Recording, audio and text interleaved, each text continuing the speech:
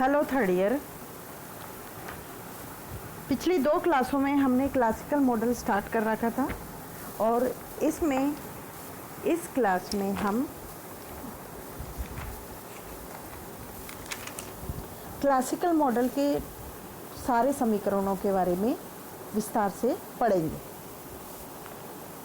पहला जो समीकरण है वो है y equal to function of N के।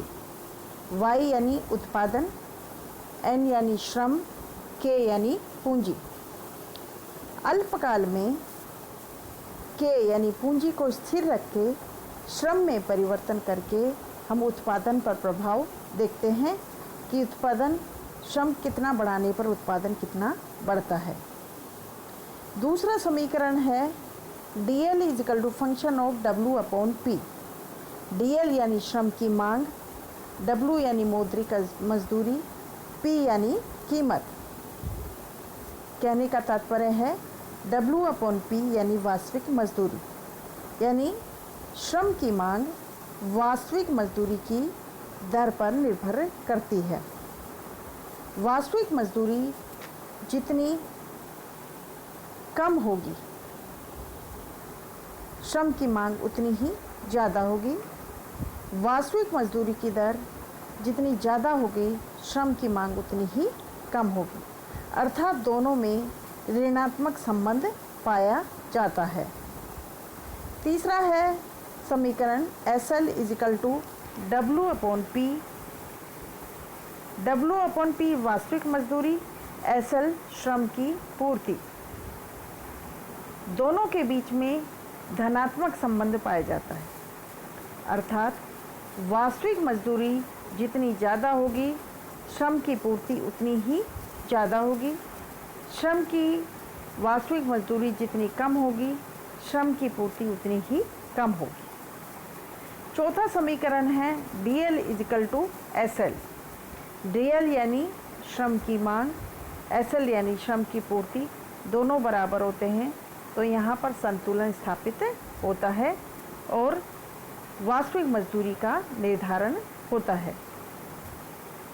पांचवा समीकरण M equal to small m p y, यानी ये परिमाण सिद्धांत है क्लासिकल थ्योरी का।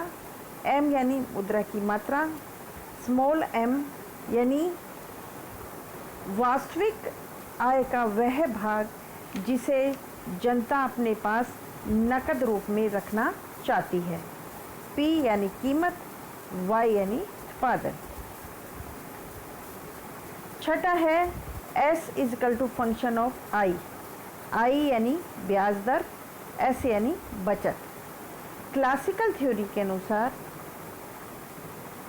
ब्याज दर जितनी ज़्यादा होगी बचत उतनी ही ज़्यादा होगी, अर्थात ब्याज दर और बचत के बीच में धनात्मक संबंध पाया जाता है।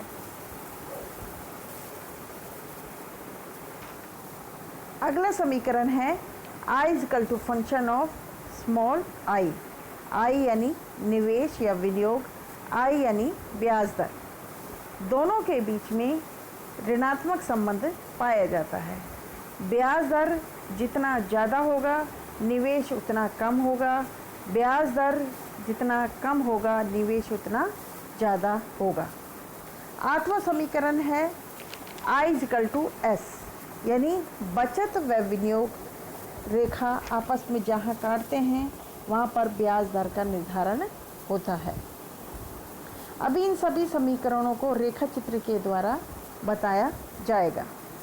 पहला है समग्र उत्पादन फलन, y equal to function of n k स्थिर है, यानी पूंजी को स्थिर करके श्रम में परिवर्तन का प्रभाव हम उत्पादन पर देखते हैं। अधिकतम लाभ की शर्त के लिए MPL equal to W upon P।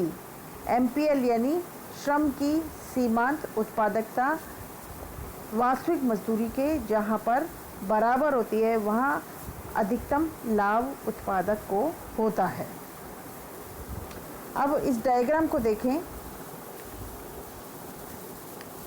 OX पे हमने श्रम लिया है, OY पे मैंने उत्पादन लिया है। यह है उत्पादन फलन रेखा, यानी श्रम को परिवर्तन करके, ये देखिए श्रम में परिवर्तन करते हैं तो उत्पादन बढ़ता है, अर्थात दोनों में धनात्मक संबंध पाया जाता है। दूसरा समीकरण है SDL equal to function of W/P। W/P यानी वास्तविक मजदूरी और श्रम की पूर्ति में संबंध कैसा होता है? ऋणात्मक संबंध होता है, अर्थात वास्तविक मजदूरी जितनी कम होगी मांग उतनी ही ज़्यादा होगी, वास्तविक मजदूरी जितनी ज़्यादा होगी मांग उतनी ही कम होगी, जैसे रेखा चित्र के द्वारा बताया गया है।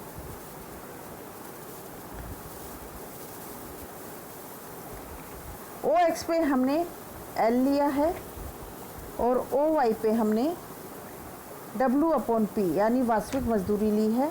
ये है मांग रेखा श्रम की। आप देखेंगे जहाँ पर वास्तविक मजदूरी ज़्यादा होती है श्रम की मांग उतनी ही कम होती है, वास्तविक मजदूरी कम होने पर श्रम की मांग उतनी ही बढ़ती है, यानी दोनों के बीच में ऋणात्मक संबंध पाया जाता है।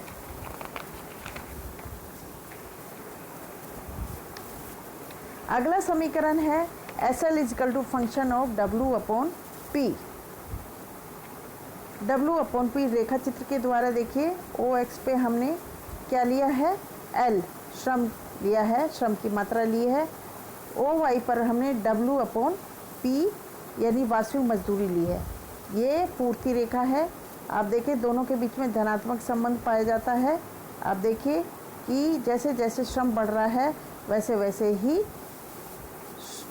वास्तविक मजदूरी भी बढ़ रही है, या फिर वास्तविक मजदूरी ज़्यादा होती है तो श्रम की पूर्ति भी ज़्यादा होती है। अगला सूत्र है DL इजिकल टू SL, यानी जहाँ पर श्रम की मांग श्रम की पूर्ति आपस में बराबर होती है। आप देखिए चित्र के द्वारा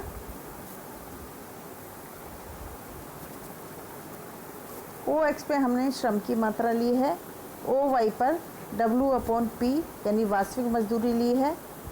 ये है श्रम का मांग रेखा, ये है श्रम की पूर्ति रेखा। आपस में इस बिंदु पर काट रहे हैं जहाँ पर श्रम की मात्रा और वास्तविक मजदूरी निर्धारित हो रही है। अगला समीकरण है मुद्रा के परिमाण सिद्धांत से संबंधित है M equal to small m Py। M है श्रम की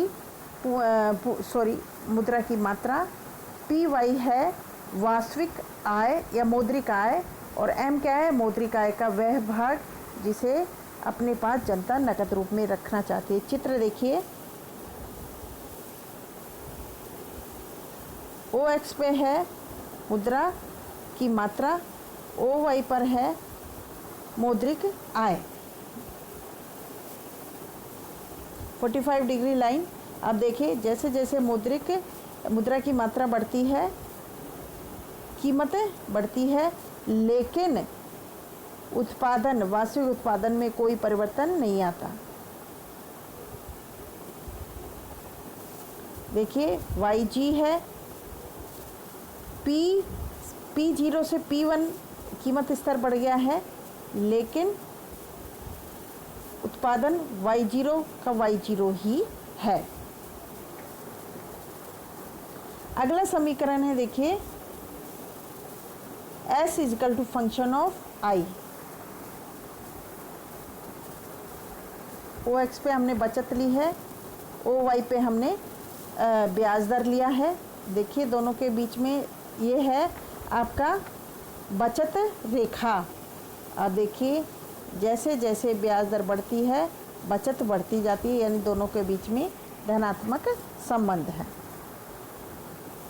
अगला डायग्राम देखिए I equal to function of I, यानी OX पे हमने विनियोग लिया है, OY पर हमने ब्याज दर ली है। दोनों के बीच में ऋणात्मक संबंध पाया जाता है। देखिए ब्याज दर ज़्यादा होती है तो विनियोग कम होता है, ब्याज दर कम होने पर विनियोग बढ़ गया है।